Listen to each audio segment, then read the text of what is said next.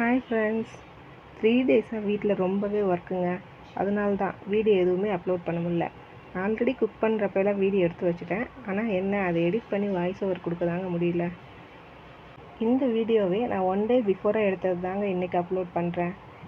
2 டேஸாக பாப்பா எதுவுமே சரியாக சாப்பிடல. அதனால அவளுக்கு ஈவினிங் டைம் ஸ்நாக்ஸ் ஏதாச்சும் செஞ்சு கொடுக்கலான்னு சொல்லிட்டு வீட்டில் என்ன இருக்குதுன்னு தேடி பார்க்குறப்ப லாஸ்ட் டைம் நாங்கள் டிமார்ட்டுக்கு போயிருந்தப்ப ஆக்டிவ் பாப்கார்ன் வந்துட்டு ஆஃபரில் போட்டிருந்தாங்க. அதுதான் காம்போ பேக்காக வாங்கிட்டு வந்திருந்தோம்.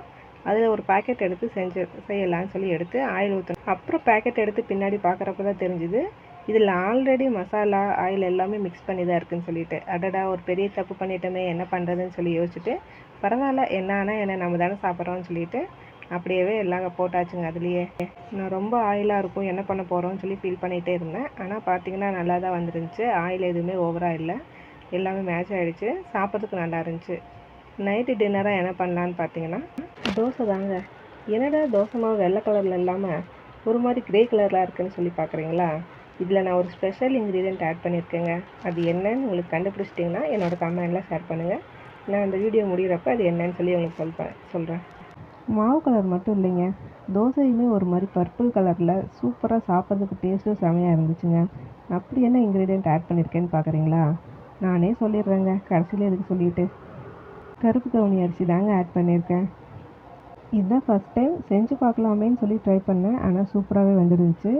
லாஸ்ட் டைம் பசங்களுக்கு கருப்பு கவுனி அரிசியில் சாப்பாடு செஞ்சு கொடுத்துருந்தேன். அவங்க சரியாகவே சாப்பிடல. ஏன்னா அவங்க எப்பயுமே ஃபஸ்ட்லேருந்து ஒயிட் கலர்லேயே ரைஸ் சாப்பிட்டாங்க இல்லைங்களா? அதனால இது கொஞ்சம் டிஃப்ரெண்ட்டாக இருக்கனால சரியாக அவங்க சாப்பிடல. அதனால என்ன பண்ணலான்னு யோசிச்சு இப்படி திங்க் பண்ணி தான் இந்த மாதிரி பண்ணியிருக்கேன். இது அவங்க நல்லாவே சாப்பிட்டாங்க. பசங்களுக்கு எப்பயுமே நார்மலாக கொடுக்கறத விட இந்த மாதிரி டிஃப்ரெண்ட்டாக ஹெல்த்தியான ஃபுட்டாக கொடுக்கறது இன்னுமே கொஞ்சம் நல்லாயிருக்கும்.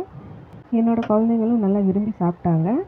நான் இந்த தோசைக்கு சைடிஷ்ஷாக கார சட்னியும் சாம்பார் இருந்தாங்க. ஆல்ரெடி சாம்பார் வந்துட்டு மார்னிங்கே வச்சுருந்தோம், அது இருந்துச்சு. அதுக்கு வச்சு மேனேஜ் பண்ணிக்கலான்னு சொல்லிட்டு அப்படியே விட்டாச்சு.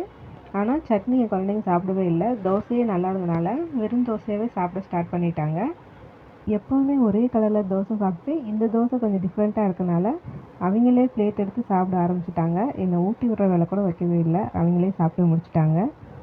எப்போவுமே குழம்பு இல்லைன்னா சட்னி செய்யும்போது காரம் சேர்க்கறதுக்கு முன்னாடியே பாப்பாவுக்குன்னு தனியாக கொஞ்சம் எடுத்து வச்சுருவேன். அந்த மாதிரி இன்றைக்கி காலையில் பருப்பு கடைஞ்சி அவளுக்கு கொஞ்சம் தனியாக எடுத்து வச்சுருந்தேங்க.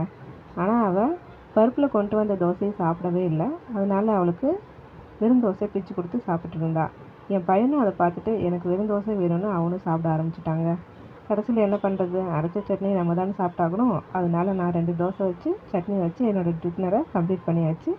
இந்த மாதிரி என்னோடய வீடியோஸ் தொடர்ந்து பார்க்க என்னோடய சேனலை சப்ஸ்கிரைப் பண்ணிக்கோங்க. என்னோடய சேனலுக்கு கொஞ்சம் சப்போர்ட் பண்ணுங்கள். Bye friends.